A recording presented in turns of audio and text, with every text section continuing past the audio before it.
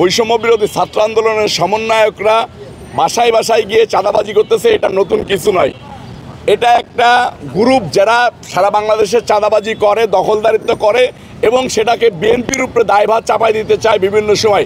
আপনারা পুরান ঢাকার একটা ঘটনা দেখেছেন, যে ঘটনা তাদের ব্যবসায়িক দ্বন্দ্বের মধ্য দিয়ে ঘটেছে, সেটাতে বিএনপির নাম দিয়ে বাংলাদেশে একটা মব সৃষ্টি করে বিএনপির ইমেজ ক্ষুণ্ণ করার জন্য ষড়যন্ত্র করা হয়েছে, চেষ্টা করা হয়েছে।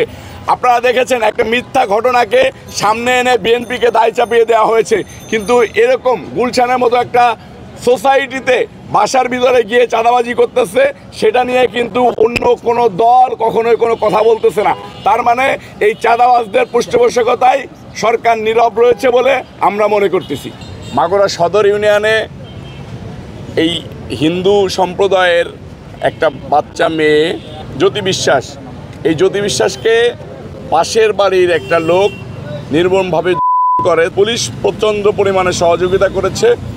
মাগুরা জেলার এসপি সহ মোহাম্মদপুর থানার ওসি তারা মামলা করার আগেই আসামিকে গ্রেপ্তার করেছে। এই আসামিকে এই ভিকটিম পরিবার যাতে মামলা না করে সেটার জন্য যে লোকটা করেছে সে সহ তার পরিবারের লোকজনরা এই পরিবারকে হুমকি দামকি দেয় যে যদি মামলা করা হয়, মামলা করা হলে আমরা তোমাদেরকে মেরে ফেলবো।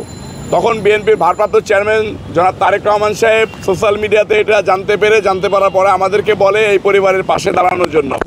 আমরা আমাদের নেতাকর্মীদেরকে নিয়ে এই পরিবারকে সাহস দিয়ে আমাদের লোকজন সাথে থেকে পরিবারকে দিয়ে থানায় মামলা করায়। মামলা করানোর পরে এটা হসপিটালে নিয়ে যাওয়া হয়। প্রথমে মোহাম্মদপুর উপজেলা হসপিটালে নিয়ে যাওয়া হয়, পরে মাগুরা সদর হসপিটালে নিয়ে যাওয়া হয়।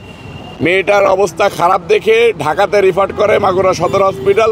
আমরা ঢাকা মেডিকেলে দীর্ঘদিন যাবৎ বিএনপির ভারপ্রাপ্ত চেয়ারম্যান জনাব তারেক রহমান সাহেবের নির্দেশনায় তাকে চিকিৎসা করে যাচ্ছিলাম। আজকে সে সুস্থ হয়েছে, তাকে আমরা বাড়িতে পাঠিয়ে দিচ্ছি।